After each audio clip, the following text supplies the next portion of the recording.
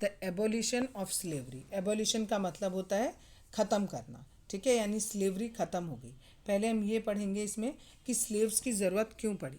जो फ्रेंच की कॉलोनीज थी इन करेबिया में, कौन कौन सी, Martinique, Guadeloupe and San Domingo, इन जगहों पर तंबाकू, इंडिगो, शुगर, कॉफ़ी ये सब उगाया जाता था।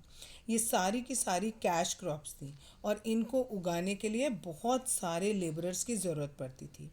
जबकि जो यूरोप के लेबर्स थे उन्होंने कहा कि हम इतने दूर के और अनफेमिलियर यानी जिन्हें हम जानते नहीं हैं ऐसी जगह पर जाकर हम वो लेबर का काम नहीं करेंगे। तो इस वजह से जो लेबर्स थे उनकी शॉर्टेज हो गई।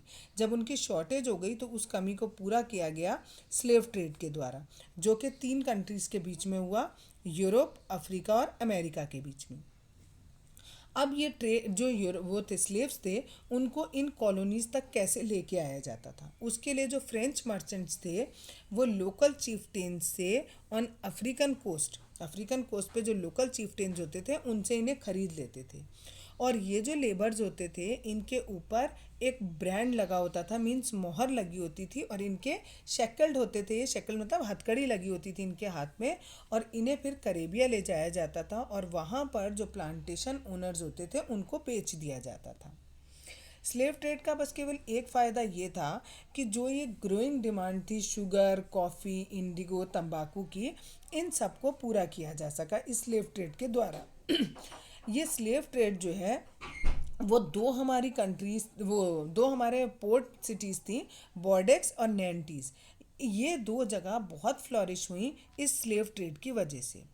लास्ट में इस स्लेव ट्रेड को एबॉलिश किया गया। जो नेशनल असेंबली थी उसने बहुत सारे डिबेट्स किए और कहा कि भाई ये ख़त्म हो जानी चाहिए स्लेव ट्रेड, लेकिन उन्हें डर था कि वो बिजनेसमैन जिनको इस स्लेव ट्रेड से फ़ायदा हो रहा है वो इसका अपोज करेंगे। लेकिन बहुत ज़्यादा डिस्कशन के बाद 1794 में नेशनल कन्वेंशन ने सारे स्लेव्स को फ्री कर दिया।